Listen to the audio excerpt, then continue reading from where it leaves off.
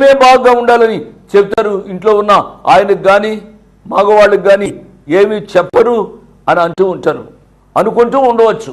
నేను చెప్పేది అమ్మా, దేవుని వాక్యాన్ని వచనం వెంబడి వచనాన్ని నేను విశ్లేషిస్తున్నాను.